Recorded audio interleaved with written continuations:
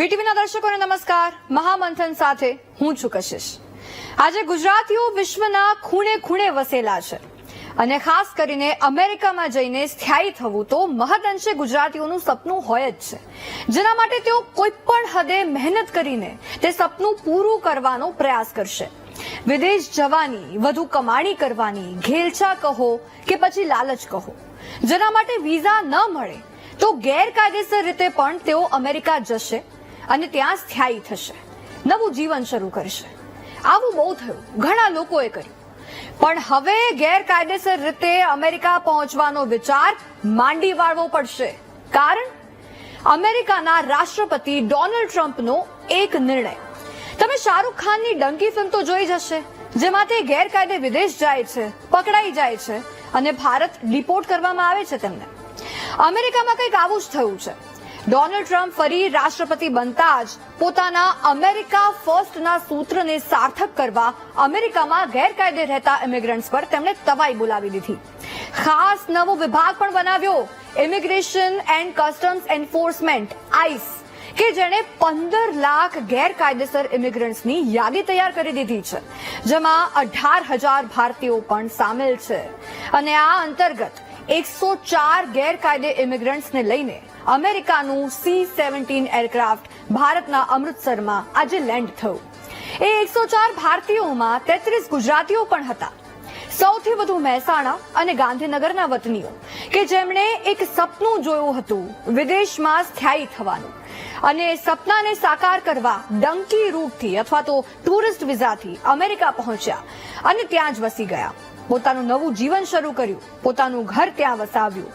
પણ હસતા રમતા એ પરિવારને ડોનાલ્ડ ટ્રમ્પનું કડક વલણ નડી ગયું અને હવે વતન પરત આવવું પડ્યું છે. આમાંથી ઘણા પોતાનું ઘર, ઘરેણા, જમીન વેચીને વિદેશ ગયા હશે. હવે અહીંયા આવીને એમનું શું થશે એ સવાલ થાય. નવેસરથી જીવન શરૂ કરવું કેટલું મુશ્કેલ રહેશે, આપ કલ્પના પણ ના કરી શકો એટલું મુશ્કેલ. પોતાનું બધું જ ત્યાં જ છોડીને પાછા આવીને સન્માન ભર્યું જીવન શું તેઓ જીવી શકશે? જ્યારે પોતાના ઘરની બહાર નીકળશે ને ત્યારે લોકો એમ કહેશે, જો આ ડિપોર્ટ થઈને આવ્યા છે. ત્યાં અમેરિકામાં તો કોઈને એટલો ફરક ના પડે, મેન્ટાલિટી જ અલગ છે, પણ અહીંયા તો પડે જ, ખાસ કરીને ગુજરાતમાં પણ પડે. આ વ્યક્તિ ડિપોર્ટ થઈને આવ્યા છે, અમેરિકા બહુ મોટા વચનો કરીને, બહુ મોટા ઠેસ મારીને ગયા કે ના અમે વિદેશ જઈએ છીએ, અમે આમ કરીએ છીએ, તેમ કરીએ છીએ, જમીન વેચીને ગયા, બધું વેચીને ગયા, અમે વિદેશમાં સ્થાયી થયા છે, અમે આટલું કમાઈએ છીએ. લોકો આવું બોલશે, પણ હવે જો આવું પડ્યું ને પાછું ગેરકાયદેસર રીતે ગયા, એટલે આ બધું જ એમના જીવનમાં થશે. એ ટોણા એમને સાંભળવા પડશે, પરિવારજનોના, સંબંધીઓના, બધાના. અમેરિકાથી આવેલા એક ગુજરાતીઓનું દર્દ કે જેના પર આજે મહામંથન કરવાનું છે.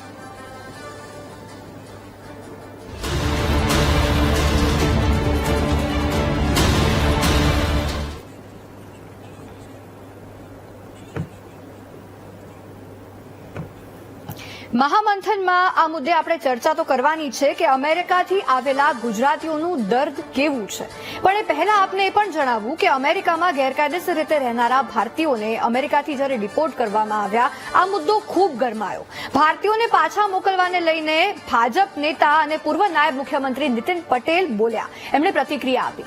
અમેરિકામાં રહેતા ભારતીયો અમેરિકાના કાયદાનું માન કરતા હતા તેવું નીતિન પટેલે કહ્યું છે. વર્ષોથી લોકો ત્યાં આવક, કમાઈને વતનમાં એમને મોકલતા, એમના પરિવારજનોને મોકલતા.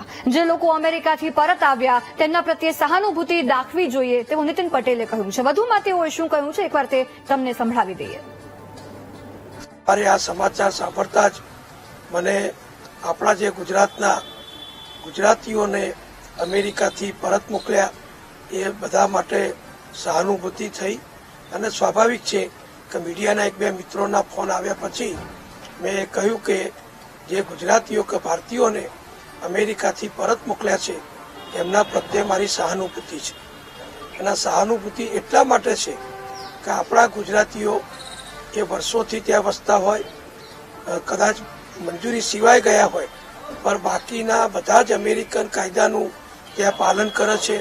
ત્યાં શાંતિથી પોતાનો વ્યવસાય કે પોતાની જોબ કે પોતાનો નાનો મોટો સ્ટોર ચલાવે છે અને અમેરિકન કાયદાને માન આપી અને એ લોકો ત્યાં રહે છે. એ વખતે આવી પરિસ્થિતિમાં લાખો બાંગ્લાદેશીઓ જ્યારે ભારતમાં ગેરકાયદેસર વસ્યા છે, એક બાજુ બાંગ્લાદેશના ત્યાંના લોકો આપણા નિર્દોષ હિન્દુઓ ઉપર અત્યાચાર કરતા હોય, આપણા મંદિરો ઉપર એ નુકસાનકારક પ્રવૃત્તિ કરીને તોડફોડ કરતા હોય, અને એ જ બાંગ્લાદેશના મુસ્લિમો અહીંયા ગેરકાયદેસર રીતે વસતા હોય, એ પ્રકારના છે. જ્યારે આપણા જે ગુજરાતીઓ કે ભારતીયો અમેરિકામાં છે, એ અમેરિકાને કોઈ નુકસાન નથી કરતા, ત્યાં કોઈ જાતની તોફાની કે ગેરકાયદેસર પ્રવૃત્તિ નથી કરતા. ગુજરાત પરત આવેલા અમેરિકામાંથી ડિપોર્ટ થયેલા લોકોનું દર્દ કેવું છે એના પર આજે આપણે મહામંથન કરવાનું છે. અને આપણી સાથે જે ગેસ્ટ જોડાયા છે, સૌપ્રથમ પરેશ પટેલ કે જેઓ યુએસ સ્થિત ભારતીય છે, યુએસમાં રહે છે, પેરી તરીકે ઓળખાય છે, વાસુદેવ પટેલ કે જેઓ ફોગાના ચેરમેન છે, ફોગા એટલે federation of Gujarati association of USA, સાથે કૌશિક અમીન છે કે જે યુએસએમાં વરિષ્ઠ પત્રકાર છે, પ્રોફેસર અમિત ધોળકિયા કે જે રાજકીય વિશ્લેષક છે. તમામ મહેમાનોનું સ્વાગત છે મહામંથનમાં. અને સૌ પ્રથમ કૌશિકભાઈ આપને પૂછવા માંગીશું, આપ ત્યાં વરિષ્ઠ પત્રકાર છો, ત્યાંની પરિસ્થિતિથી આપ બિલકુલથી વાકેફ હશો. ડોનાલ્ડ ટ્રમ્પનો આ નિર્ણય અને જે આ કાર્યવાહી થઈ રહી છે ગેરકાયદે ઇમિગ્રન્ટ્સ પર, એ બાદ ત્યાં ઇમિગ્રન્ટ્સને એમની પરિસ્થિતિ શું છે, એમની મનોસ્થિતિ શું છે?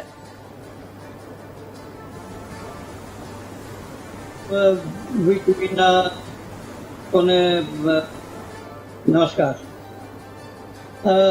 ભયનો માહોલ સર્જાયેલો છે, ખાસ કરીને ભારતીયોની અંદર. શિકાગો, ન્યુયોર્ક, લોસ એન્જલસ જેવા શહેરોમાં, વિશેષ બ્લુ સ્ટેટ્સની અંદર આ પરિસ્થિતિ વધારે વણસેલી છે. ગેરકાયદે વસાહતીઓ જેને ડોનાલ્ડ ટ્રમ્પ એનિમલ્સ કહીને પણ હદ બહાર જઈને જે સંબોધી રહ્યા છે, એ લગભગ 18,000 જેટલા જે નોંધાયેલા એસઆઈલી છે અથવા તો કોઈ ક્રાઇમની અંદર ઝડપાયેલા છે એવા ભારતીયોનું લિસ્ટ પહેલું છે અને એને કન્ફર્મ કરવામાં આવ્યું છે. વિદેશ મંત્રાલયે પણ એને કન્ફર્મ કર્યું છે. પરિસ્થિતિ એ છે કે એને એસર્ટ કરી અને પોલિટિકલી જે નેગોશિએટ કરી અને કરવું જોઈતું હતું, તો માનભેર આ લોકોને પરત લાવી શકાયા હોત. જે સાંકળો બાંધીને અને જે માનવીય ધોરણોને નૈવે મૂકીને ટ્રમ્પે જે રીતે વિદાય કર્યા છે અમેરિકી એરફોર્સના વિમાનોમાં, આ અગાઉ આપણા લોકોને હમણાં ગયા વર્ષે બાઇડનના સમયની અંદર 1100 થી વધુ લોકોને ભારતના જ વિમાનોમાં માનવીય રીતે લઈ આવવામાં આવ્યા હતા. અત્યારે ટ્રમ્પ વર્લ્ડ પોલીસ હોવાનો એક માહોલ ઉભો કરી રહ્યા છે અને નીત નવા રોજ ટેરિફથી માંડી અને ડિપોર્ટેશન ઇમિગ્રન્ટ્સના જે કરવામાં આવી રહ્યા છે. પણ કોલંબિયા જેવું સ્ટેન્ડ આપણે લેવું જોઈતું હતું. કોલંબિયાએ પોતાને દેશની અંદર અમેરિકાના એરફોર્સના વિમાનને ઉતરવા નહીં દીધું. એને બદલે પોતાનું વિમાન મોકલી અને સાંકળો બાંધ્યા વગર પોતાના ઇમિગ્રન્ટ્સને પરત લાવી શક્યા. ભારતની અંદર જે અત્યારે 104 થોડા આંકડાના વિવાદ પણ છે, પણ 104 લોકો આવ્યા છે. 33 ગુજરાતીઓ છે, 25 થી વધુ મહિલાઓ છે અને 12 બાળકો છે. એક 4 વર્ષનું બાળક પણ એમાં સાથે મોકલાવેલ છે. સંત રવિદાસ એરપોર્ટ અમૃતસરની અંદર એમને મોકલ્યા છે. એ લોકોને ત્યાં કેવી રીતે રિસીવ કરાય છે એની કોઈ માહિતી મળતી નથી, પરંતુ હોપફુલી એ લોકો ઘરે પરત આવ્યા છે. હવે જયારે કાયમને માટે તો એમના માટે કોઈક વ્યવસ્થા સારી રીતે કરવી જોઈએ. એ લોકોએ ગુનાઓ અહીંયા કર્યા છે, અહીંયાના ઇમિગ્રેશન નિયમોને એ લોકોએ તોડ્યા છે, પરંતુ ભારતના કોઈ નિયમો તોડ્યા હોય એવું કોઈ નોંધાયું નથી. પંજાબ અથવા તો ગુજરાતના લોકો, ગુજરાતમાં પણ સૌથી વધારે કલોલ 42ના ગામો જે છે એ ગામોના લોકો સૌથી વધારે છે. અને એક ક્રેઝ પણ અહીંયા છે કે મહેસાણાથી ખાસ કરીને કલોલ તાલુકાના જે ગામો છે ત્યાંથી વધારે લોકો આવી રહ્યા છે અને 45 થી 85 લાખ ખર્ચીને આવે છે, જમીનો વેચીને વ્યાજી પૈસા લઈને આવે છે. એ લોકો અહીંયાના સમાજની અંદર ખૂબ સરળતાથી એક તાણાવાળાની અંદર સંકળાયા છે. 16 કલાકની મજૂરી કરી અને પૈસા કમાવાનો પ્રયત્ન કરી રહ્યા છે. અમેરિકાની પરિસ્થિતિ એવી છે કે કેટલીક જોબ્સ છે એ અહીંયાના લોકો ગ્રીન કાર્ડ હોલ્ડર અથવા તો સિટીઝન જેની પાસે છે અહીંયા છે એ લોકો એ કામ કરવા માંગતા નથી. ખેતરના કામ છે, સ્ટોર્સ ની અંદર કામ છે, રેસ્ટોરન્ટ ની અંદર કામ છે, એ બધા જુદા જુદા કામની અંદર આ પરિસ્થિતિ જે ઇલીગલ આવેલા ઇલીગલ ઇમિગ્રન્ટ્સ કામ કરે અને ઓછા વેતનમાં કામ કરે, ઓછા પૈસાથી અને ખૂબ મજૂરી કરીને કામ કરે છે. અને આ આજકાલનું નથી, 30 વર્ષથી લોકો અહીંયા રહેલા છે. 30 વર્ષથી હું અહીંયા ન્યૂ જર્સીમાં જ રહું છું. ન્યૂ જર્સીના કેટલાક સ્ટોર્સ ની અંદર કામ કરે છે લોકો, ઇન્ડિયન ગ્રોસરી સ્ટોર્સ ની અંદર પણ કામ કરે છે. 16 કલાકની મજૂરી, 2 અઠવાડિયાના માલિકો પૈસા હોલ્ડ કર્યા હોય એવા લોકો છે, એમની અહીંયા શોષણ પૂરેપૂરું થયું છે. પણ એ શોષણને અવગણીને પણ પોતે ખૂબ મહેનત કરી અને વતનની અંદર પૈસો મોકલે છે. મા બાપને અથવા તો દીકરા દીકરીઓ ત્યાં હોય તો એ લોકોને પણ થાળે પાડવાનો પ્રયત્ન કરે છે. મૂળ ગુજરાત અથવા તો પંજાબ અથવા તો અન્ય મહારાષ્ટ્ર, બિહાર, યુપી આ બધા રાજ્યોની અંદર પરિવારો સ્ટ્રગલ કરીને રહે છે અને એ સ્ટ્રગલની અંદર ત્યાં વધારે કોઈ અવકાશ નથી. એટલા માટે એ લોકોનું આકર્ષણ અહીંયા રહ્યું છે. $1 પીસથી માંડીને અત્યારે 87 રૂપિયા સુધીનો ભાવ થયો છે. ત્યારે આ આકર્ષણ હજી રહેવાનું છે, ભલે અત્યારે ટ્રમ્પ જેટલી પણ મહેનત કરે. તમે વિચારો કે એક પ્લેનની અંદર માત્ર 100 લોકોને મોકલી શકે છે. આવા 18,000 તો પછી ક્યાંથી મેળવશે? અને 7.25 લાખ લોકો એકલા ભારતના ઇલીગલ અહીંયા છે. એટલે ક્યારે એનો પાર આવશે ખબર નથી, પણ એક હાવ ઉભો કરવા માંગે છે ટ્રમ્પ. 4 વર્ષ પછી ટ્રમ્પનું અસ્તિત્વ પ્રમુખ તરીકે રહેવાનું નથી. કદાચ કાયદો બદલે અને ત્રીજી ટર્મ માટે જે ચૂંટાય તો વસ્તુ જુદી છે, પરંતુ 4 વર્ષ સુધી આ ભયનો માહોલ એ ઉભો કરશે અને એમાં અત્યારે તો એ સફળ થઈ રહ્યા છે. કૌશિકભાઈ, આ મુદ્દો બહુ મહત્વનો છે. આ મુદ્દો મહત્વનો છે, આના પર આપણે આગળ ચર્ચા કરીશું. એ પહેલા આપણી સાથે વિજયભાઈ પટેલ કે જે ઇમિગ્રેશન એક્સપર્ટ છે એ પણ સ્ટુડિયોમાં જોડાઈ ગયા છે. સ્વાગત છે વિજયભાઈ આપનું. આપને મારો સવાલ છે કે અત્યારે જે રીતનો ક્રેઝ છે કે અમેરિકા જવું છે, વિઝા ને જે લીગલ જે પ્રોસિજર કરીને જવાનું હોય છે, પણ ક્યાંક એ મેળ નથી પડતો. શું કે એના કારણે ઇમિગ્રેશન બેઝિકલી આ ગેરકાયદે રીતે ઇમિગ્રન્ટ બનીને વિદેશ જવું, અમેરિકા જવું, એનું મુખ્ય કારણ તમારી દ્રષ્ટિએ શું લાગે છે? વેલ, આમ જોવા જઈએ તો યુએસએ વર્ષોથી નોટ ઓનલી ગુજરાતી પણ બધા ઇન્ડિયન્સ માટે એક ડ્રીમ કન્ટ્રી રહેલું છે. હવે નોર્મલ લેમેનની વાત કરીએ, જેમ કૌશિકભાઈએ કીધું એમ કે ભાઈ કલોલ તાલુકાના કે પંજાબના નાના ગામોના જે ખેત મજૂરો છે, તો એ લોકો ટેકનિકલી વિઝાની એવી કોઈ કેટેગરી નથી કે જેમાં એ લોકો એલિજિબલ થાય, પણ તેમ છતાં એમને લાખોમાં કરોડોમાં રૂપિયા કમાવાનું ડ્રીમ હોય તો એ લોકો પછી આ ઇલીગલ વેથી એટલે જનરલી કોઈ બીજા કન્ટ્રીમાં, મેક્સિકો કે એવા કોઈ કન્ટ્રીમાં જાય કે બીજા કોઈ કન્ટ્રીમાં જઈ અને પછી ત્યાંથી ઇલીગલ બોર્ડર ક્રોસ કરીને જતા હોય છે. ઘણા લોકો હમણાંથી છેલ્લા 5-7 વર્ષમાં એવો પણ ટ્રેન્ડ જોવામાં આવ્યો છે કે જે લોકોએ લીગલી અહીંયાથી B1 B2 વિઝિટર વિઝા લીધા છે અને ત્યાં આગળ જઈને ઓવરસ્ટે થઈ ગયા છે, કારણ કે એમને એવું છે કે ભાઈ અહીંયા કોઈ પકડવા વાળું છે નહીં અને અમે વર્ષો ત્યાં આગળ રહીશું અને લાખો કરોડો રૂપિયા કમાઈશું. એટલે જે લોકો સ્ટેટ હવે એલિજિબલ નથી કોઈ અલગ અલગ કેટેગરીમાં વિઝાની યુએસએ માટે, એ લોકો ચોક્કસપણે આવા ઇલીગલ વેઝ યુઝ કરતા હોય છે અને ત્યાં આગળ પહોંચતા હોય છે. પણ હવે ડોનાલ્ડ ટ્રમ્પનો આ મોટો નિર્ણય છે કે જેના કારણે લોકો આવી રીતે જવા માટે પણ આઈ થિંક વિચારશે, પણ આ નિર્ણય કેટલા ટાઈમ સુધી રહેશે એના પર પણ આપણે ચર્ચા કરવાના છે.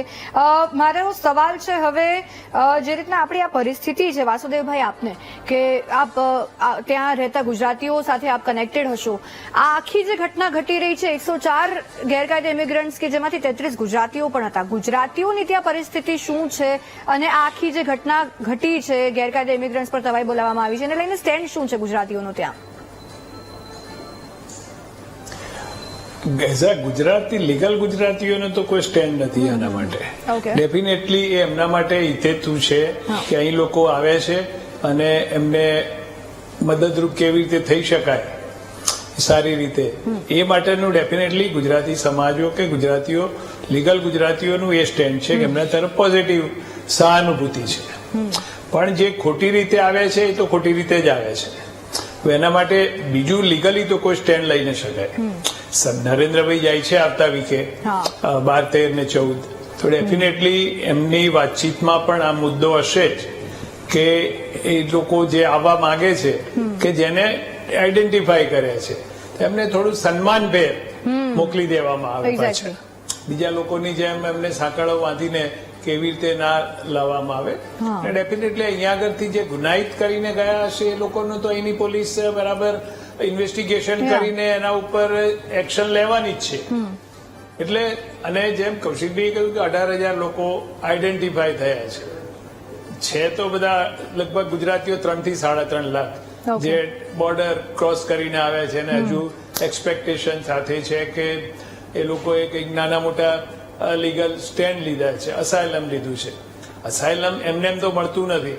અસાયલમ માટે પણ તમારે કોઈક રીઝન તો બતાવવું જ પડે છે કે તમે તમારા ગામની અંદર તમને લોકો મારવાની ધમકી છે કે પોલીસની ધમકી છે કે રાજકીય તમે વિન્ડિક્ટિવના શિકાર બન્યા છો, એટલે ભારતને ગાળો આપીને જ ગયા છે એમનું ત્યાં આગળ. એ સિવાય તો અસાયલમ મળતું નથી એમને. એટલે એમના માટે ભારત સરકાર પણ શું સ્ટેન્ડ લઈ શકે. એક્ઝેક્ટલી. અને જે લોકો વર્ષોથી ઇલીગલ છે, હજુ કદાચ એમના નંબર નહીં આવ્યા હોય, એ લોકોએ 2016 થી મારી જાણ મુજબ ભારત સરકાર એમના જે વેલિડ વિઝા હતા એ રિન્યુ નથી કરતી. એટલે એ લોકો તો એમ પણ સ્ટક થઈ ગયા છે કે વેલિડ વિઝા એટલે વેલિડ આઈડેન્ટિટી વગર તો એ લોકો ઘરની બહાર જઈ શકતા નથી. એટલે કે એમને ક્યાંય ટ્રાવેલ કરવું હોય તો જઈ શકતા નથી, નથી બસમાં બેસી શકતા કે નથી ટ્રેનમાં બેસી શકતા, નથી પ્લેનમાં બેસી શકતા. એટલે એ લોકોનું ડેફિનેટલી શોષણ તો બધી રીતે થાય છે કે કોઈને ધારો કે આઈ મીન એટલાન્ટાથી કોઈને શિકાગો કોઈ પણ કારણસર જવું છે, he has no choice except the renting the private taxi. Okay. અને જે વસ્તુ એ લોકો પ્લેનમાં $100-150 જઈ શકતા એને 4,000 આપીને જયેલા મેં પુષ્કળ લોકો જોયા છે. એટલે એમનું આર્થિક રીતે પણ શોષણ પૂરેપૂરું થાય છે. અને ડેફિનેટલી જે લોકોએ એમ્પ્લોયર તરીકે એમને હાયર કર્યા છે એમ્પ્લોયરે એ લોકો પણ 10નો કે $12 એનો અવરલી વેજ ચાલતો હોય તો 6 અને 7માં જ એ લોકોનું શોષણ થાય છે. પણ આ ડેફિનેટલી સવારે 5 થી રાતના 12 વાગ્યા સુધી કામ કરે છે, ડોલર ભેગા થાય એના 85 ને 87 ગણી એ લોકો ખુશ થાય, ભારતમાં રહેતા એમના મિત્રો ખુશ થાય ને સગા સંબંધીઓ ખુશ થાય ને એ જ કારણે આ રોટેશન આગળ ચાલે છે ને લોકોને ત્યાં આગળ ગમે તે ભોગે જવા માટે ઇન્સ્પિરેશન આપે છે. પોઈન્ટ. પ્રોફેસર અમિતભાઈ, મારે તમને પૂછવાનું છે કે જે રીતના હાલ પરિસ્થિતિ છે, ડોનાલ્ડ ટ્રમ્પ દ્વારા ચૂંટણી સમયથી જ પ્રચાર કરવામાં આવ્યો કે અમેરિકા ફર્સ્ટ, ઇલીગલ ઇમિગ્રન્ટ્સને અમે હાંકી કાઢીશું, દેશ નિકાલ કરી દઈશું, ને એ કદાચ એમને વોટિંગમાં કામ પણ લાગ્યો એટલે અત્યારે આ રાષ્ટ્રપતિની પોઝિશન પર છે. બાઇડનની નીતિ ઇલીગલ ઇમિગ્રન્ટ્સને લઈને અને ટ્રમ્પની નીતિ બંનેમાં તમને શું ફેરફાર લાગે છે? આપણે જોવા જઈએ તો નીતિમાં તો કોઈ ફરક નથી આવ્યો. ઓકે. ફરક આવ્યો છે તે અમલીકરણમાં આવ્યો છે.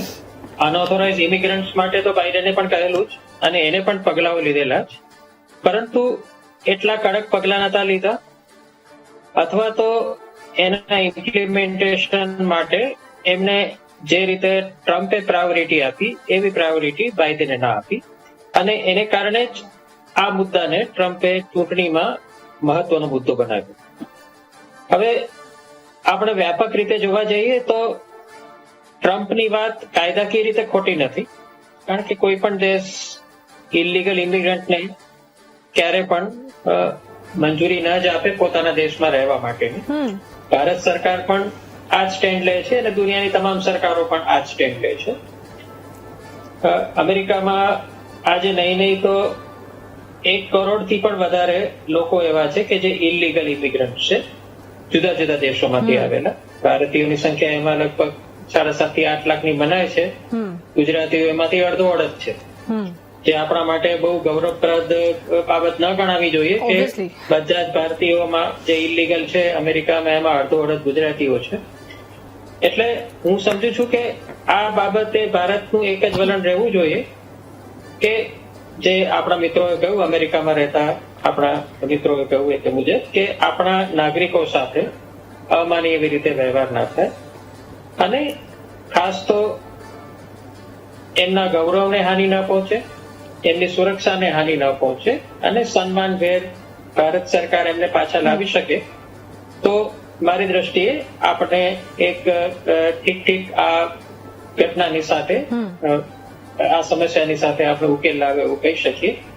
પરંતુ ઓવરઓલ તો મને લાગે છે કે ભારત પાસે પણ એવી કોઈ આર્ગ્યુમેન્ટ નથી કે જેને કારણે આપણે આ ઇલીગલ ઇમિગ્રન્ટ્સ અમેરિકામાં ચાલુ રહે એ વાતને આપણે જસ્ટિફાય કરી શકીએ, કારણ કે એ વસ્તુ ક્યારે પણ વ્યાજબી ન જ ગણી શકાય. ડેફિનેટલી.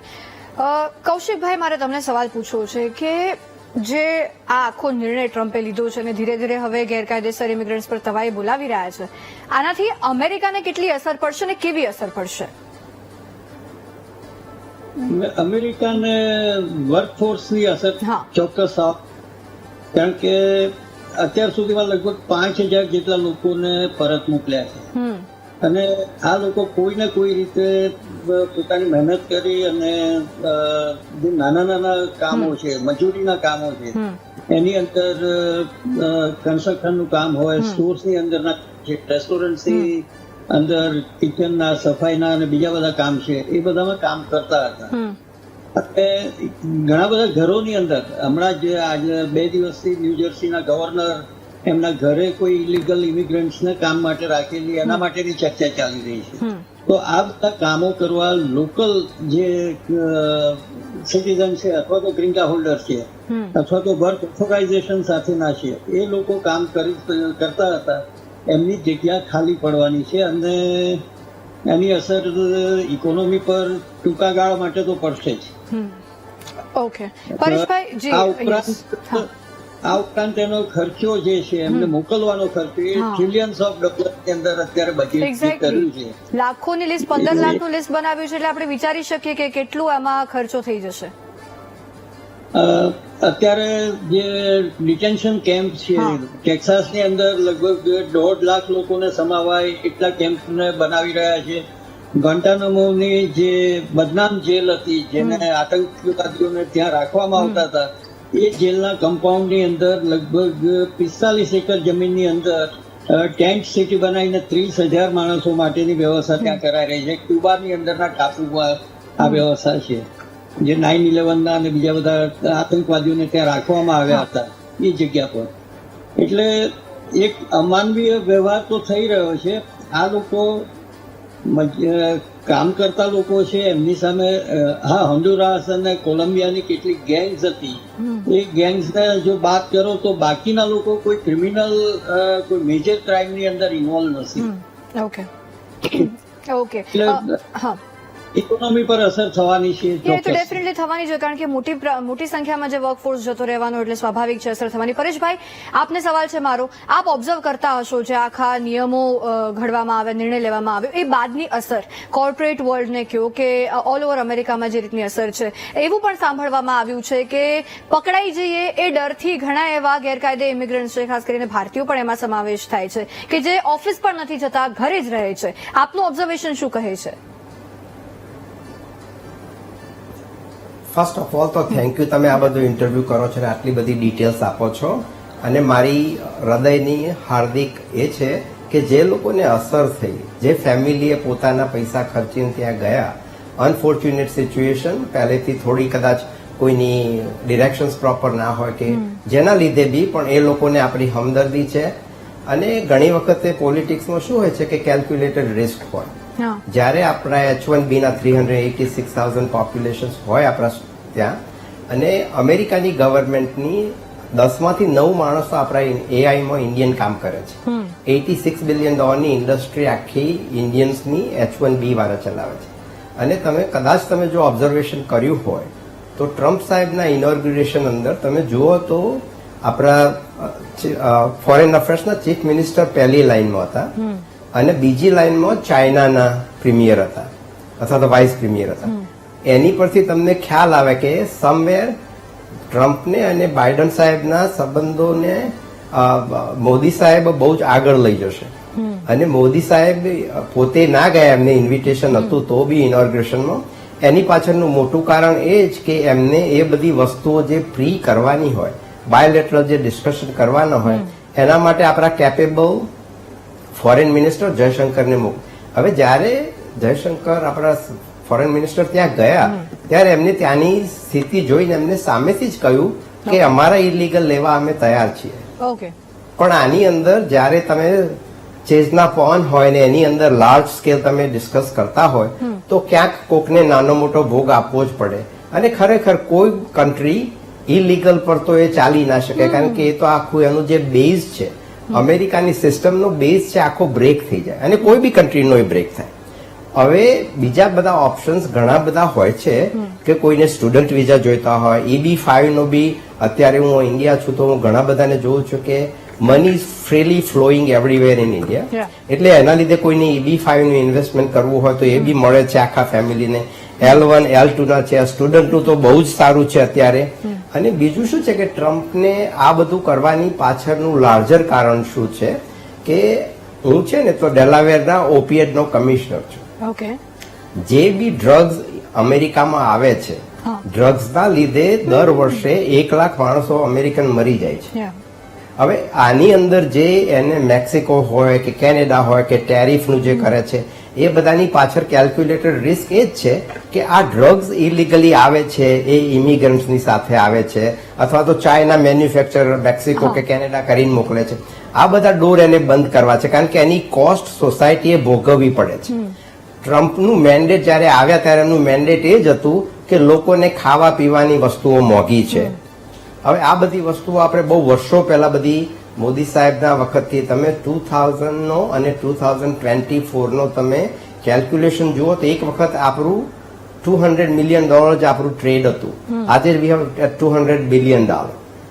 અને અમેરિકાના જે અમુક વસ્તુઓ છે, અમેરિકા ઇઝ ઓપન, એ કે છે કે અમેરિકા કે છે કે ઇન્ડિયા વાળા તમે અમારું ઓઇલ બાય કરો, પછી એ લોકોની જે લોકલ પ્રોબ્લેમ છે એ લોકો પ્રોબ્લેમ છે.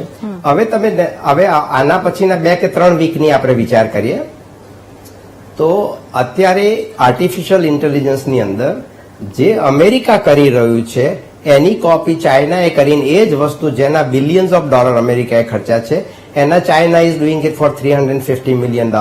હું એવું નથી કહેતો કે સક્સેસ જશે, પણ એટલીસ્ટ એ લોકોની ચાઇનાની જે મેન્યુફેક્ચરિંગ, જે એમની ઇફિશિયન્સી છે એને તો દાદ આપવી જ પડે, કારણ કે they are very meticulous in what they do. દુનિયાનું 30% પ્રોડક્શન એ લોકો પેદા કરે છે. અને આની અંદર 2 ઓપોર્ચ્યુનિટી છે. આજે ઇન્ડિયાને તો ગ્રેટ ઓપોર્ચ્યુનિટી છે. સમ ઓફ એ લોકો જે મેન્યુફેક્ચર કરી રહ્યા છે એમાંથી જો ઘણું બધું ઇન્ડિયાથી મેન્યુફેક્ચર થતું હોય તો એ આપણા માટે બહુ મોટી ઓપોર્ચ્યુનિટી છે અને એને અમેરિકા વેલકમ કરે છે. અમેરિકાનું જે AI નું આપણું સમિટ જે ફ્રાન્સની અંદર છે એ 8 ને 9 ના છે અને 13મી ને 14મી ને 15મી મોદી સાહેબ ટ્રમ્પ સાથે DC છે.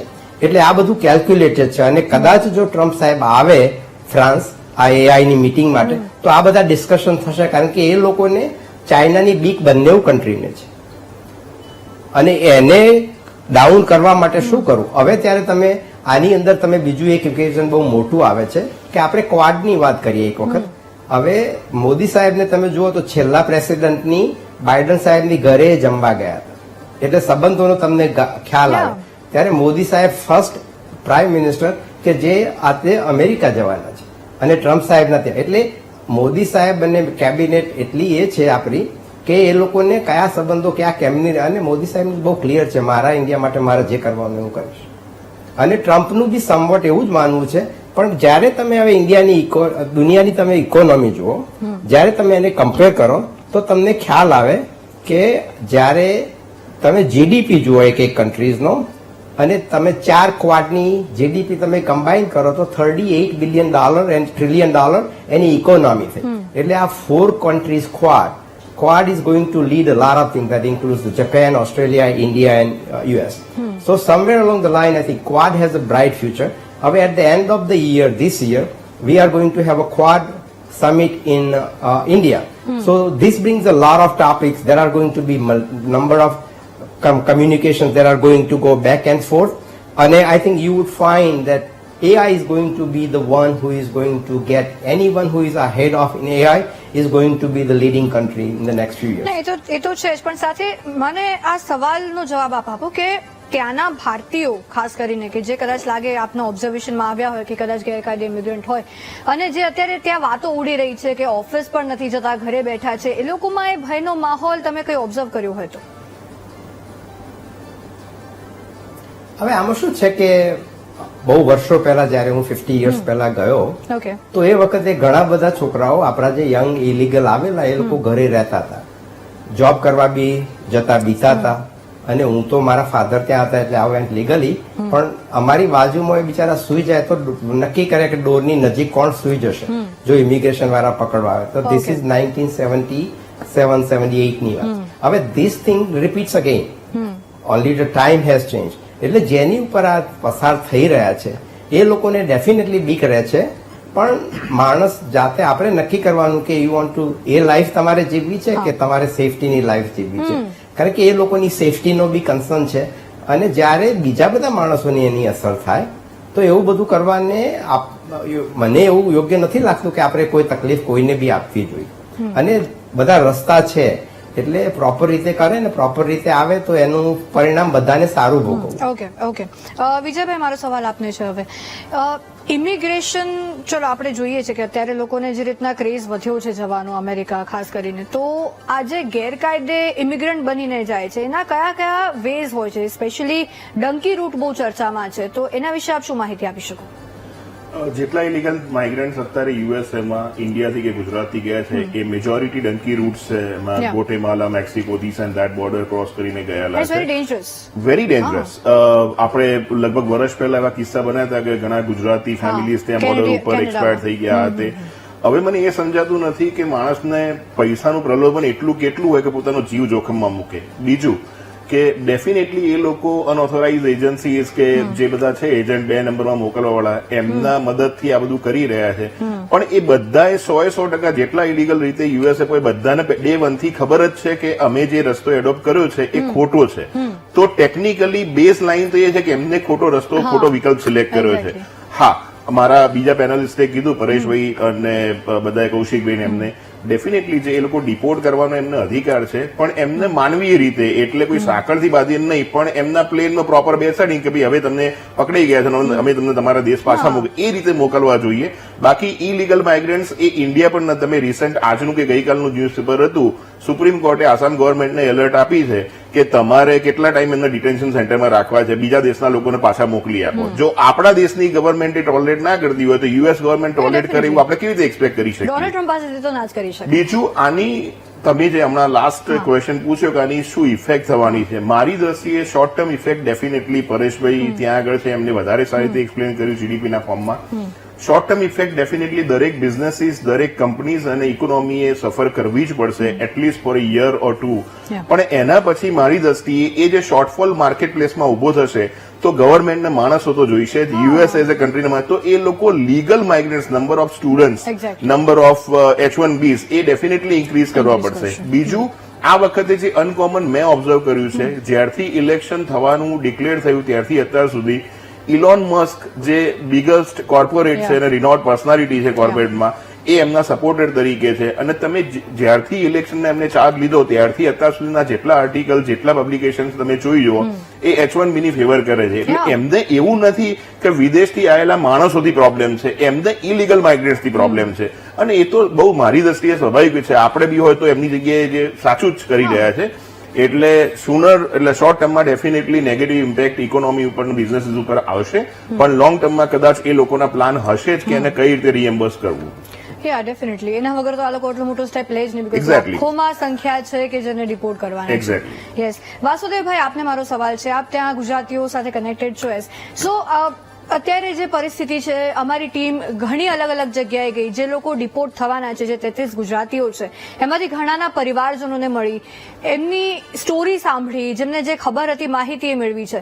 પરિસ્થિતિ એવી છે કે ઘણા એમ કહે છે કે એક તો સુરતથી હતા કેતુલભાઈ પટેલ, કે એમનું ઘર વેચીને તેઓ ત્યાં ગયા અને બધું જ પોતાનું વેચીને જ્યારે પોતાનું વતન છોડીને વિદેશમાં સ્થાયી થાય છે અને પછી આવી રીતના પરત આવવું પડે, એટલે એ નવી લાઈફ શરૂ કરવી પણ એટલી અઘરી ડેફિનેટલી એમના માટે રહેશે. તો આપનું આને લઈને ઓબ્ઝર્વેશન શું કહે છે કે ગુજરાતીઓમાં જે ક્રેઝ છે, પોતાનું બધું જ વેચીને, ત્યાગ કરીને એવી રીતે એ લોકો બહાર જતા હોય છે કે કદાચ પાછા આવવાની એમને એ હોય જ નહીં પ્લાન કે ના બસ હવે અહીંયા જ છે, જે છે તો આ બધું આપણે વેચીને એમાંથી જે પૈસા આવે આપણે ત્યાં યુઝ કરી શકીએ, ત્યાં જઈ શકીએ, અને પછી આવી પરિસ્થિતિ થાય. બેન, આને આ આખી વિષયને couple of different way we can think અને ડિવાઈડ કરી શકીએ. પહેલા તો અહીંથી જે લોકો જાય છે અને અમેરિકાનો વાંક બી સારું કે ખોટું જે કંઈ ગણો કે અમુક વર્ષે એ લોકોને લીગલાઇઝેશન કરવાના એ લોકો પ્લાન એક્ઝિસ્ટ કરતા હોય છે. એના કારણે ધારો કે 1986 થી 90-92 સુધીમાં ફાર્મર વિઝા આવે, એમાં હજારો આપણા ગુજરાતીઓ, હું નહીં તો 100 થી 150 ફેમિલી ઓળખું છું કે એ જમાનામાં એ લોકો લીગલ થયેલા. એટલે એ બધાના લીધે આ લોકો ઇન્સ્પાયર થાય છે કે આજે નહીં તો 15 વર્ષે આપણો વારો આવી જશે. અને ત્યાં જે છે એ લોકો પણ એ રીતે જ વાતો કરે છે, કશો ને અહીં તો કોઈ પકડવા આવતું નથી એમ કરીને. એટલે એના લીધે અહીંથી ઇલીગલ રીતે જવાનું પ્રોત્સાહન મળ્યા કરે છે. ને ડેફિનેટલી જ્યારે મને ખ્યાલ છે કે 1990 ની આસપાસ 2 લાખ 3 લાખમાં ફોટો બદલીને આવતા પાસપોર્ટ પર. એ જેમ જેમ પાસપોર્ટ અપગ્રેડેડ થતા ગયા એ બધી વસ્તુ બદલાતી ગઈ, તો હવે આવી રીતે આવતા ગયા અને ભાવ પણ વધતા ગયા. 70 લાખ 80 લાખ 1.5 કરોડમાં ફેમિલી એવી રીતે.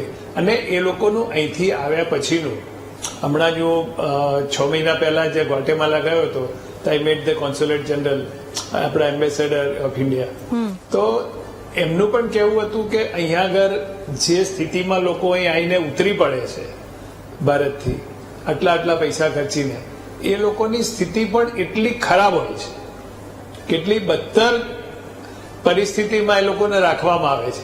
એમાંય પાછા ગ્રેડેશન છે. કોઈ 40 લાખ લઈને આવ્યું છે એને અમુક ફેસિલિટી મળે, 50 લાખ આપીને આવ્યું છે એને જુદી ફેસિલિટી મળે, 70 લાખ આપીને એને જુદી ફેસિલિટી મળે. અને સાથે સાથે સૌથી વધારે દુઃખદ તો એ થાય કે સ્ત્રીઓનું શોષણ પુષ્કળ થાય છે. ત્યાં ગયા પછી પુરુષને સ્ત્રીઓને છૂટા પાડી દે, પાસપોર્ટ લઈ લીધો હોય, જંગલમાં રહેતા હોય, યુ હેવ નો ચોઇસ. અને હ્યુમન તો હ્યુમન જ છે. એટલે છતાં પણ આપણા લોકો કેમ જાય છે એ સમજાતું નથી. પછી ત્યાં ગયા પછીની વાત છે, એમાં જતા પણ રાતના કાદવમાં, વરસાદમાં, પથ્થરોમાં ઉઘાડા પગે દોડાઈને એ લોકોને મેક્સિકોથી કે ગ્વાટેમાલાથી ગમે તે રીતે એ લોકોને પ્રાસ કરાવવાનું, ઓડિયોમાં બેસાડીને. ઘણી વખતે આપણે જોઈએ તો વચ્ચે 3 કે 4 વર્ષ પહેલા 30 આપણા ગુજરાતીઓ ડૂબી ગયા, તો ઓડી ડૂબી ગઈ હતી આખી, તો મૃત્યુદેહ મળી આવ્યા હતા.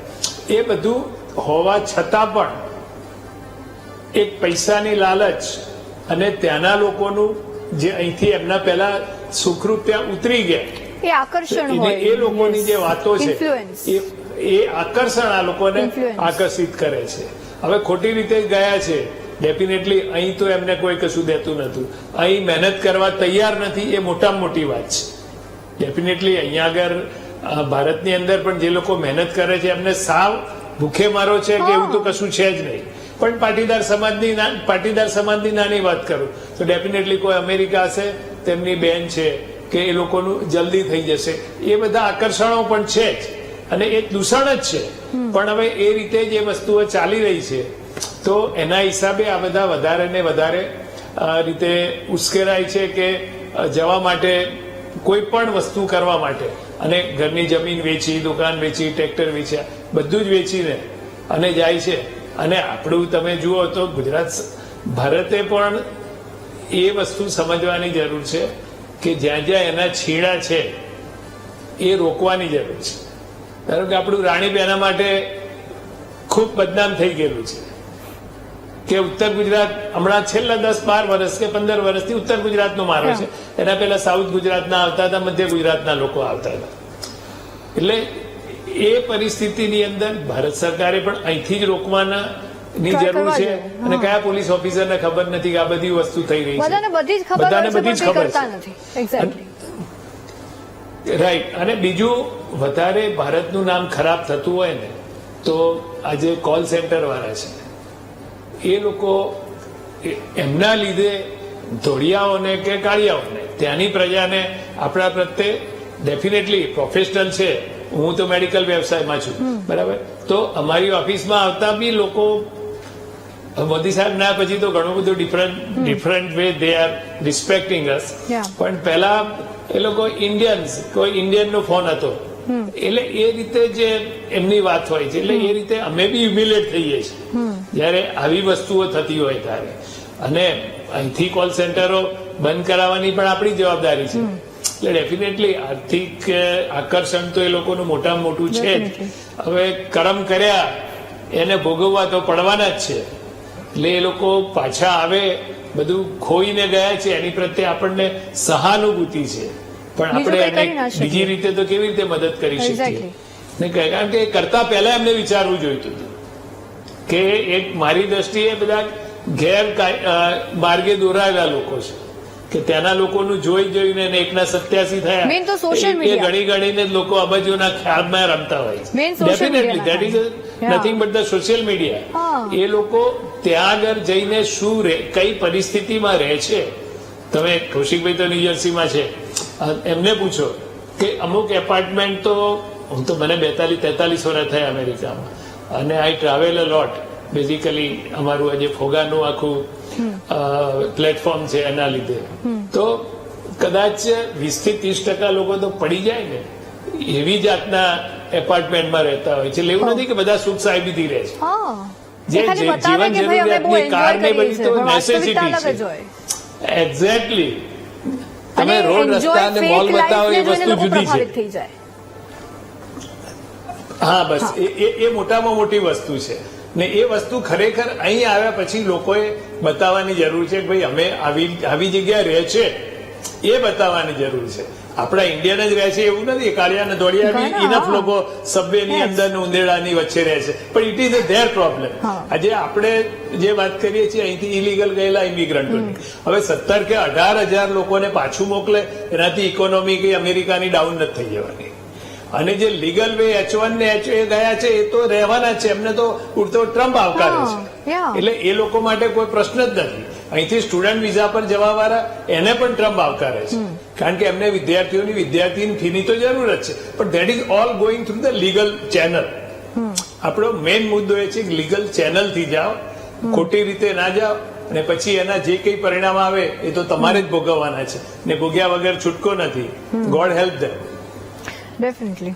વાસુદેવભાઈ એક પોઈન્ટ કીધો, એમાં મારે 2 પોઈન્ટ ઉમેરવા છે. Sure. આપણે કીધું કે સોશિયલ મીડિયા ઇન્ફ્લુઅન્સ, Yeah. પણ મારી દ્રષ્ટિએ જે વાસુદેવભાઈ બહુ સ્પષ્ટ જણાવ્યું કે ભાઈ એમની પોતાની પૈસા કમાવાની ગેલછા જે તે વ્યક્તિનું પોતાની માનસિકતા છે. હાવેવર જે ઇન્ફ્લુઅન્સની વાત થઈ ને એમાં ક્યાંક અમુક અંશે મનિપ્યુલેટેડ ઇન્ફ્લુઅન્સ છે, જે એમને ઇન્સ્પાયર કરવા વાળા અથવા ઇન્ફ્લુઅન્સ કરવા વાળા માણસો, જે એમના સો કોલ્ડ ફ્રેન્ડ્સ જે યુએસએ છે, એમને એમના મિત્રના રૂપમાં ચીપ લેબરની જરૂર છે, એટલે એ લોકો કે અહીંયા આવો, અહીંયા કશું થશે નહીં, આ તે. એ મનિપ્યુલેટેડ ઇન્ફ્લુઅન્સ બી બહુ મહત્વનો રોલ આમાં પ્લે કરે છે. નોટ ઓનલી ધેટ, હવે ધારો કે અહીંયા વિચારીએ, ધારો કે એ યુએસની વાત થઈ, આપણે ઇન્ડિયાની વાત કરીએ તો જેમ વાસુદેવભાઈએ કીધું એમ કે અત્યારે હાલ ઉત્તર ગુજરાત અને ખાસ કરીને કલોલ એપી સેન્ટર કહેવાય, તો એની આજુબાજુના ગામમાં હું લિટરલી ઘણા ગામમાં જઉં છું સામાજિક પ્રસંગોએ, અને જોવાનું થાય છે કે બીકોમ કે એવું ગ્રેજ્યુએશન કર્યા પછી 3 કે 4 વર્ષથી છોકરો કશું જ કરતો નથી. તો કેમ નથી? કે નોકરી પણ નહીં, ધંધો પણ નહીં, ખેતી પણ નહીં, કશું જ નહીં. ગલ્લે જવાનું, માકડે બેસવાનું અને દિવસ પસાર હતું. કેમ? તો કે યુએસ જવાની પ્રોસેસ ચાલે છે. કેવી રીતે? કે એજન્ટને આપ્યું છે. તો ક્યાંક ના ક્યાંક આપણી આ સામાજિક રચના પણ મારી દ્રષ્ટિએ જવાબદાર છે.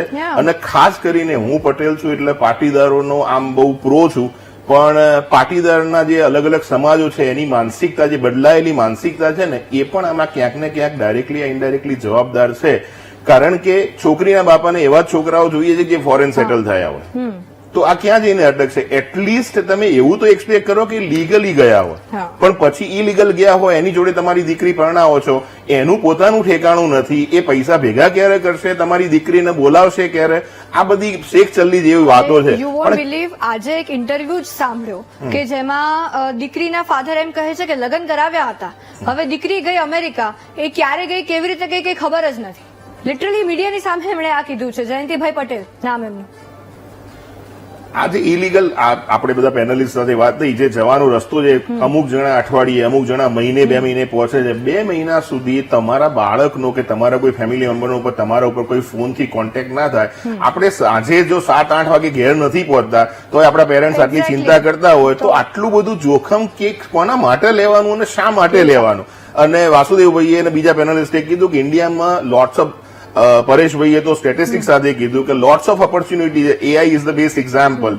હું સ્ટુડન્ટ વિઝાના વ્યવસાય સાથે 25 વર્ષથી આ ફિલ્ડમાં કામ કરું છું.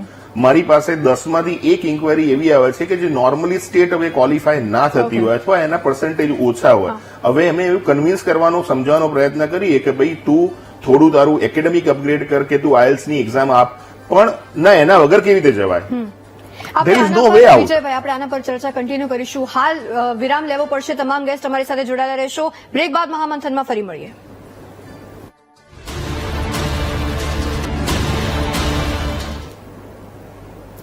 Welcome back. મહામંથનમાં આપણે ચર્ચા કરી રહ્યા છીએ કે અમેરિકાથી જે ગુજરાતીઓ ડિપોર્ટ થઈને આવ્યા છે એમનું દર્દ કેવું છે અને શું હાલ પરિસ્થિતિ છે એનું આપણે મહામંથન કરી રહ્યા છીએ. આપણી સાથે તમામ જે મહેમાનો જોડાયા છે ચર્ચાને આપણે આગળ વધારીએ. વિજયભાઈ, આપ જે વાત કરી રહ્યા હતા કે ઇન્ડિયામાં પણ એટલી ઓપોર્ચ્યુનિટીઝ છે, સો ધેટ લોકોને એટલી ઘેલછા રાખવાની જરૂર નથી. સાથે એઝ એન ઇમિગ્રેશન એક્સપર્ટ તમારી શું સલાહ રહેશે લોકોને? કોઈ પણ દેશમાં જવાનું તમે પ્લાનિંગ કરતા હોય, કોઈ પણ વિદ્યાર્થી કે કોઈ પણ નાની ઉંમર મોટી ઉંમરના, તો લીગલ ઓપ્શન સિવાયની કોઈ પણ કેટેગરી ક્યારે તમારે એક્સપ્લોર ના કરવી જોઈએ. અને કોઈ એજન્ટ કે કન્સલ્ટન્ટ ગમે તે કહેતા હોય, તમારે ટેકનિકાલિટીઝ રિસ્પેક્ટિવ ઇમિગ્રેશનની વેબસાઇટ ઉપર ચેક કરીને પછી જ એની પ્રોસેસ કરવી જોઈએ. અને જો તમારી પાસે રાઇટ સેટ ઓફ સ્કિલ છે તો અમેરિકા, ઇન્ડિયા કે દુનિયાના બધા જ દેશોમાં તમારી ડિમાન્ડ છે. એટલે તમે ગમે ત્યાં સારી રીતે સેટલ થઈ શકશો અને તમારી લાઈફને ઓપોર્ચ્યુનિટીમાં કન્વર્ટ કરી જ શકશો. એટલે કોઈ ઇલીગલ વે તમારે એડોપ્ટ કરવા જોઈએ નહીં. અને આ જે કિસ્સો બન્યો છે અત્યારે ડિપોર્ટેશનનો, એ આપણા સમાજ માટે, સમગ્ર રાજ્ય માટે અને ઇન્ડિયા માટે લાલબત્તી સમાન કિસ્સો છે. એટલે ક્યાંક ના ક્યાંક દરેક સમાજના આગેવાનોને હું અપીલ કરું છું કે આપણી સામાજિક માનસિકતા જે છે એ બદલવાની હવે સમય પાકી ગયો છે. ઓકે, પ્રોફેસર અમિત, મારો સવાલ નેક્સ્ટ આપને છે કે જે હાલ આ રાજકીય પરિસ્થિતિ છે, ડોનાલ્ડ ટ્રમ્પે જે મોટા ઉપાડે આ બધું શરૂ કર્યું છે ડિપોર્ટેશન એન્ડ ઓલ, તમને શું લાગે છે આ કેટલી હદ સુધી આગળ રહેશે? શું એમના આખા કાર્યકાળ દરમિયાન આ યથાવત રહેશે કે પછી થોડુંક થશે ને પછી બંધ થઈ જશે? કારણ કે ઘણા સોર્सेस આમાં વપરાય, ઘણો ખર્ચો થઈ જાય. એટલે તમારું વિશ્લેષણ શું કહે છે આને લઈને? ના, હમણાં ટ્રમ્પ ચૂંટાઈને સત્તા સંભાળી છે એટલે સ્વાભાવિક છે કે પોતાના મતદારોને રીઝવવા માટે એ વચન એમનું હતું અમેરિકા ફર્સ્ટ ઇમિગ્રેશન. હા, ડેફિનેટલી. હા, એટલે મતદારોને રીઝવવા માટે એમને શરૂઆતમાં થોડા કડક પગલા લેવા પડે, જે તેમને આ ટેરિફ ની ઘોષણાઓ કરી અને ઇલીગલ ઇમિગ્રન્ટ્સના એક નાના જૂથને અમેરિકાની બહાર ડિપોર્ટ કરીને એમને રીઝવવાની કોશિશ કરી છે. વહીવટી દ્રષ્ટિએ આ બહુ મોટી ચેલેન્જ છે અને એમનો 4 વર્ષનો કાર્યકાળ આમાં જ જતો રહે એ સ્વાભાવિક છે કે એમને પણ ના પરવડે અને રિપબ્લિકન પાર્ટીને પણ એના પરવડે. કારણ કે જે સંખ્યા છે મેં કહ્યું તેમ 1 કરોડથી પણ વધારે ઉપરની સંખ્યા છે કે જે ટોટલ ઇલીગલ ઇમિગ્રન્ટ્સની છે અને અનેક દેશોમાંથી આવે છે. મેક્સિકો છે, લેટિન અમેરિકાના બીજા દેશો છે, ભારત છે, સાઉથ એશિયાના બીજા દેશો છે, સાઉથ ઇસ્ટ એશિયાથી પણ આવેલા છે. એટલે આ બધા દેશો સાથે દ્વિપક્ષી મંત્રણામાં પણ એને ઉતરવું પડે. આ માત્ર ડિપોર્ટેશનનો પ્રશ્ન નથી, આની સાથે ડિપ્લોમસી પણ જોડાયેલી છે. એટલે મને નથી લાગતું કે આ પ્રશ્નને એ કાયમ માટે 4 વર્ષ સુધી એ ઉકળતો જરૂર રાખશે. પરંતુ જે નવા લોકો ત્યાં ઇલીગલી પ્રવેશે નહીં એ માટે જરૂર કડક પગલા ભરશે કે જે મેક્સિકો પર એમને દિવાલ બાંધવાની ઘોષણા કરેલી છે અથવા દિવાલ જે બંધાઈ રહી છે એને વધારે ઝડપથી પૂર્ણ કરવાની અને એને વધારે કડક સુરક્ષા આપવાની વાત કરી છે. બીજું, H1B વિઝામાં પણ એક કડક નિયમો લાવશે. એટલે માત્ર BA, BCom, MBA કે ભારતમાંથી એન્જિનિયરિંગ, સિવિલ, ઇલેક્ટ્રિકલ કરી અને હું અમેરિકામાં સરસ નોકરી મેળવીશ એ સપનું આપણા યુવાનોએ હવે ન રાખવું જોઈએ. અનલેસ તમે કોઈ હાઈ સ્કિલ કે હાઈ નોલેજ કે હાઈ ટેકનોલોજીના ક્ષેત્રે નિષ્ણાત હશો તો જ અમેરિકામાં સારી નોકરીઓ તમને મળશે. બાકી જેમ આપણા એક પેનલિસ્ટ કહ્યું, મોટાભાગના આ ઇમિગ્રન્ટ્સ એ લીગલ હોય ને તો પણ એ લીગલ ઇમિગ્રન્ટ્સ પણ મેન્યુઅલ વર્ક વધારે કરી રહ્યા છે. મોટાભાગના ઇમિગ્રન્ટ છે તે એગ્રીકલ્ચર સેક્ટરે, કન્સ્ટ્રક્શનના ક્ષેત્રમાં, મોટેલ અને રેસ્ટોરન્ટના ક્ષેત્રમાં, હોમ કેર જેને કહીએ કે બાળકની કેર કરવા વાળા વ્યક્તિઓ, મેઇડ સર્વન્ટ્સ, આ પ્રકારના જોબ્સમાં છે. હવે આ પ્રકારની જોબ કરવા માટે આપણો દેશ છોડી અને ત્યાં જવું મારી દ્રષ્ટિએ એટલું બધું એમાં કોઈ શાણપણ નથી. કારણ કે ભારતની ઇકોનોમી અત્યારે વધી રહી છે, ભારતમાં નવી નવી ઘણા ક્ષેત્રોમાં નોકરીઓ ઉભી થઈ રહી છે. તો ગુજરાતના યુવાનોને હું એક સલાહ આપીશ કે તમે જો ખરેખર હાઈ ટેકનોલોજી કે હાઈ સ્કિલના ક્ષેત્રે નિષ્ણાત હો અને તમને લાગે કે તમારા ક્ષેત્રમાં વિકાસવા માટે તમે અમેરિકાની કોઈ સંસ્થા કે કંપનીમાં જોડાવા માંગો છો તો એ જસ્ટિફાઈડ છે. માત્ર BA BCom કરીને ગમે તેમ કરીને મારે અમેરિકા પહોંચવું છે, પહેલે તમને લીગલી વિઝા મળતો હોય તો પણ તમે વિચાર કરો કે તમને ત્યાં જઈને કયા પ્રકારની નોકરી મળશે, તમે કયા પ્રકારના ક્ષેત્રમાં કામ કરવાના છો. રિયાલિટી એમને બતાવવાની એટલે આ જરૂર પણ છે. એક મહત્વનો પ્રશ્ન રહેશે. એક્ઝેક્ટલી. કૌશિકભાઈ, આપને મારો સવાલ છે, જે રીતના આઈસ ડોનાલ્ડ ટ્રમ્પનો આ વિભાગ વર્ક કરી રહ્યો છે, જે રિસર્ચ કહે છે કે ડોનાલ્ડ ટ્રમ્પ કાર્યકાળ સંભાળે છે એના 10 દિવસ પહેલા 2087 સરેરાશ ગેરકાયદે ઇમિગ્રન્ટ્સ અમેરિકામાં પ્રવેશ કરી રહ્યા હતા. 10 દિવસ થયા ડોનાલ્ડ ટ્રમ્પને રાષ્ટ્રપતિ બને, 10-11 દિવસ, આંકડો 126 પર પહોંચી ગયો છે. એટલે આઈસ કેવી રીતના એટલું કડક વર્ક કરી રહ્યું છે? 4 વર્ષ સુધી તો મને લાગે છે કે રાહ પણ નહીં જોવી પડે એટલો ખોફ બની રહેશે. શું લાગે, તમારું રિસર્ચ શું કહે છે? ખોફ એટલે હાવ ઉભો થયો છે, અને હાવના લીધે અને બોર્ડર ઉપર થોડું સ્ટ્રિક્ટ બાઇડનના સમયથી જ સ્ટ્રિક્ટ કર્યું હતું એમને છેલ્લે પણ જે રીતે લૂપહોલ્સ હતા અને પૂરતો મેનપાવર બોર્ડર પર નહોતો. ટ્રમ્પે આવીને તરત 1500 થી વધારે માણસો ડિપ્લોય કર્યા. ઇવન આમાં હું કૌશિકભાઈ આપને રોકીને એડ કરવા માંગીશ કે આજે જ એવા સમાચાર છે કે ટેરિફ વોરને લઈને જે ડર એમણે પેદા કર્યો હતો ને કેનેડા અને મેક્સિકોમાં, 1 મહિના માટે ટેરિફ વોર, જે વધારાનો ટેરિફ એમણે રોક્યો છે અને સામે 10-10 હજાર એ બંને દેશો પાસેથી સૈનિકો તૈનાત કરાવ્યા છે બોર્ડર પર, સો દેટ આ અટકી શકે. એનું કારણ છે મેઇન જે પ્રશ્ન છે એ ડ્રગ્સ ટ્રાફિકિંગનો છે, અને ડ્રગ ટ્રાફિકિંગના લીધે આ ટેરિફ નાખવામાં આવ્યા હતા. અને સેનેટ અને કોંગ્રેસ બંનેમાં, રિપબ્લિકન્સ અને ડેમોક્રેટ્સ બંનેની એક ડિમાન્ડ હતી કે આ અતિશયોક્તિવાળું પગલું છે અને એના કારણે અમેરિકન જે એવરેજ પ્રાઇસ છે, સરેરાશ એક ફેમિલીને $1200 થી $2000 વધારાનો બર્ડન આવશે આ ટેરિફ નાખવાના કારણે. અને એના કારણે એને હોલ્ડ ઉપર અત્યારે મૂક્યો છે અને ડિપ્લોય કરવાની વાત કરી છે ડ્રગ ટ્રાફિકિંગના માટે. ડ્રગ ટ્રાફિકિંગની અંદર ભારતનું પણ નામ છે ચાઇનાની સાથે. પેન્ટેમાઇન અને ઓક્ઝિકોડિન, આ 2 દવાઓ, અમદાવાદ પણ એની રાજધાની જ છે, અમદાવાદ, અંકલેશ્વર, અને ઘણી બધી ફાર્મા કંપનીઓ ઓક્ઝિકોડિન અને પેન્ટેમાઇન આ બંનેની અંદર મેન્યુફેક્ચરિંગમાં નામ આવે છે. અને એટલું ઇમ્પોર્ટ પણ એટલું થાય છે જેટલી માત્રામાં ડ્રગ્સ ઇન્ડિયામાં પણ પકડાય છે. ડેફિનેટલી કૌશિકભાઈ, આપણી પાસે સમયનો અભાવ છે એટલે યસ, ડ્રગ્સના કારણે પણ જે રીતના સૈનિકો વધારવામાં આવે છે અને ઘૂસણખોરી અટકાવવાનો એક મહત્વનો નિર્ણય છે એમનો. પરેશભાઈ, લાસ્ટ આપણી પાસે 1 મિનિટ છે, હું આપને પૂછવા માંગીશ, શોર્ટમાં આપ કહેજો કે જે રીતના નીતિન પટેલ એમ કહ્યું કે ઘણા બધા એવા ગેરકાયદેસર ઇમિગ્રન્ટ્સ ત્યાં ગયા, ભલે ઇમિગ્રેશનનો નિયમ તોડ્યો છે, લો તોડ્યો છે, પણ બીજી કોઈ રીતે એમણે ત્યાંના દેશના કાયદાનું પાલન જ કર્યું છે. આપના ઓબ્ઝર્વેશનમાં શું છે આને લઈને? આમાં શું છે, પહેલી વસ્તુ તો કે આ દેશમાં બી ઓપોર્ચ્યુનિટી બહુ જ છે. અને હું તમને 2 દાખલા આપું કે જે જોડે મારી જોડે એલિમેન્ટરી સ્કૂલમાં ભણતા હતા એ મારા friends, they are doing just અમેરિકામાં હું જેટલી સારી રીતે રહું છું એટલી સારી રીતે એ કમાય છે. મારા કોલેજના ફ્રેન્ડના એ બી સેમ સિચ્યુએશન. એટલે દરેક માણસને પોતાનું નસીબ હોય છે. હવે જે લોકો ત્યાં ઇલીગલ છે એ લોકોએ પોતાની જાતે કેમનું એનો રસ્તો કાઢવો, કારણ કે બીજો કોઈ રસ્તો છે નહીં. એક once you are illegal regardless where you are. એટલે એ લોકોને બીજો કોઈ ઓપ્શન આની અંદર છે જ નહીં. અને જેમ પહેલા કહ્યું એમ કે કોઈ બી સંસ્થા, કોઈ બી માણસો આને પ્રોત્સાહન આપતા હોય તો સારી ગાઈડ આપવી જોઈએ. આ દેશ તો હું રોજ સવારે જીમમાં જઉં તો બધા કીડિયારું પૂરે છે. આની આપણી આટલી પુણ્ય ધરતી છે તો અહીં તો ઓપોર્ચ્યુનિટી આપણને મળી જ રહે. અને સારી ઓપોર્ચ્યુનિટી ભગવાન તમને સામેથી આપે તો ચોક્કસ લેવી જોઈએ, પણ ક્યાંય કોઈ જગ્યાએ ખોટું કરવાની સાથે તો કોઈ માણસ સંમત ના થાય. એટલે એ બધી વસ્તુઓની સામે મને એ છે.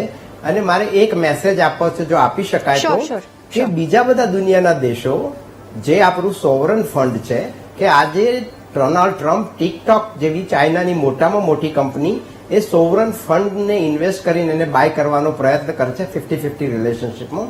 આજે આ જ સોવરન ફંડ કે જે નાના કન્ટ્રીઝ છે, ફોર એક્ઝામ્પલ કે નોર્વે, તો એનું 1.3 ટ્રિલિયન સોવરન ફંડ છે. આ સોવરન ફંડ અમેરિકાનું, ઇન્ડિયાનું આ તે 4.3 બિલિયન છે.